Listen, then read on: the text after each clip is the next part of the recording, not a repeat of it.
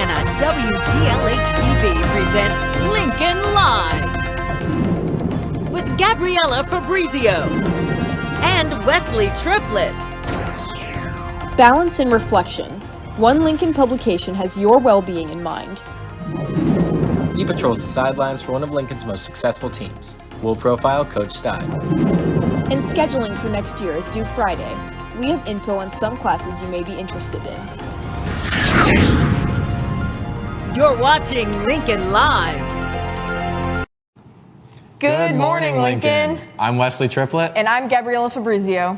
So how was your weekend, Gabriella? It was good. How was yours? It was decent, not too bad. That's good. Let's get into the news. Alrighty, well, the 5th edition of the Lincoln magazine is out now. It's titled Balance and Reflection. Some of the content includes articles on the top 7 shows of 2021, 10 lessons learned in 2021, advice on how to self-reflect in your reflection, and ways to balance your stress. Go to lincolnzine.com to read it. Our theater program is preparing for another performance this week. It's the annual Black Box Show. Black Box is a play put on by a smaller cast and performed on a smaller stage. This year's show is a production of the Laramie Project. The show runs this Thursday through Saturday. Here's student director Mary Kate Gebhardt with information about buying tickets. You can buy tickets for this year's Black Box, which will actually be on main stage due to COVID numbers, at locallevelevents.com. Just be aware that this show does have some strong language, so viewer discretion is advised. Thanks, Mary Kate. Speaking of theater, if you're looking for ways to get involved, the Performance Studio 2023 interest meeting is today in the Little Theater. Here's Charlotte Emmy with more information. This coming Tuesday, the 18th, there's going to be an interest meeting in the Little Theater at 4:10 for the PS Performance Studio class. So a little bit about Performance Studio. It's an audition-based class, and overall we just do everything theater. So again, that is this coming Tuesday, the 18th. If you are interested, please come on down to the Little Theater at 4:10. We would love to see you there. Thanks, Charlotte. As scheduling for next year is in full swing, there is a big encouragement for kids to try AP classes. On Friday, an AP fair was held for students to showcase what classes they took are all about. Tons of booths were set up in the main gym with poster boards and different items. We caught up with Hannah Young to tell us how it went. Here's Hannah. The AP fair went really well. I'm here for AP Environmental. We had a lot of people coming in to ask questions about the difference between AP and regular. And the main difference is the course load. It's definitely more rigorous, but I feel like it pays off for college.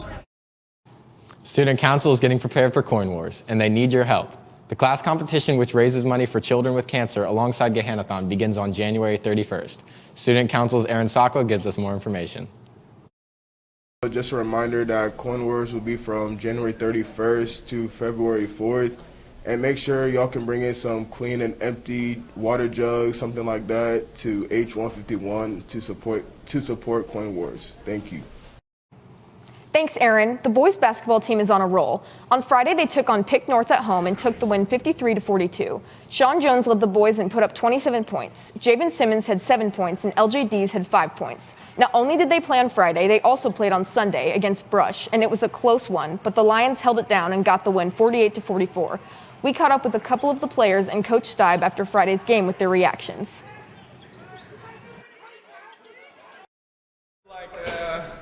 They stopped us on the offensive end. We made adjustments, and we just came back and pushed really hard. I mean, our defensive end was really great.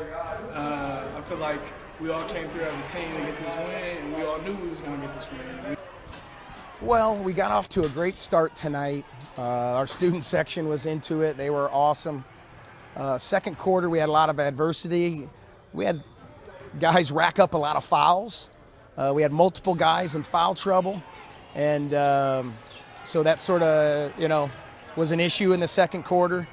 But I felt we finished the quarter strong. We took a lead into halftime, then extended it to second half. So I was proud the way we sort of overcame some adversity.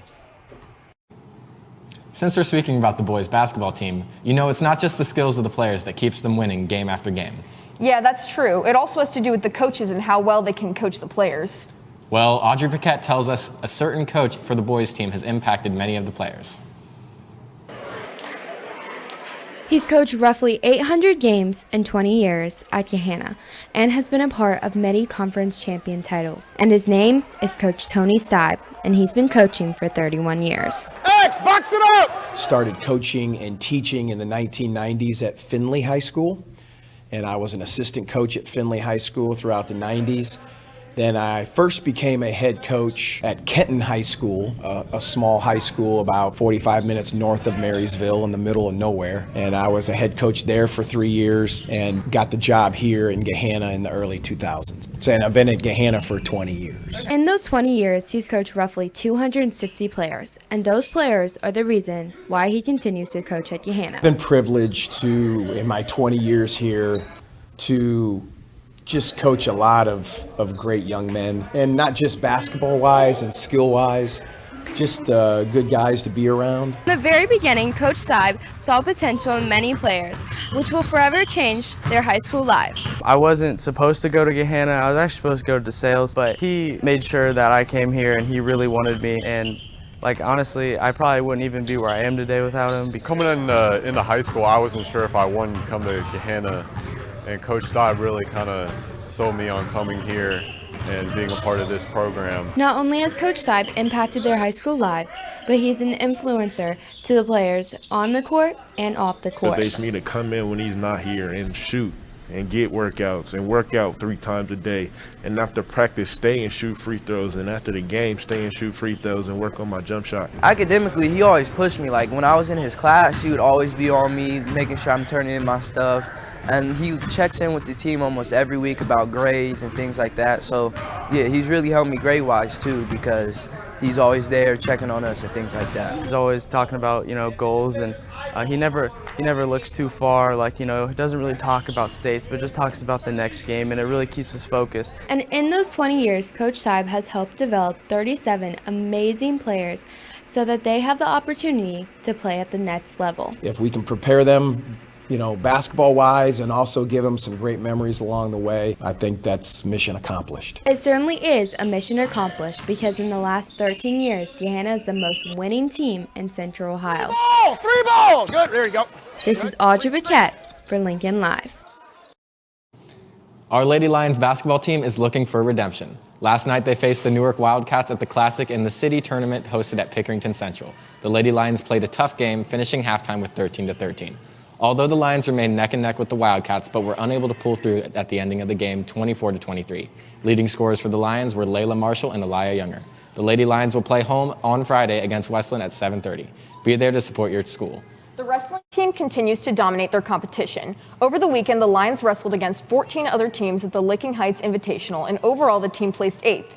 Placing 3rd place in his weight class at the tournament was Javon Lewis, and also placing 4th were Jaden Lewis and Griffin Flushy. Placing 5th in their weight classes were Musa Jallo, Preston Ola, and Chandler Block. Good job, Lions.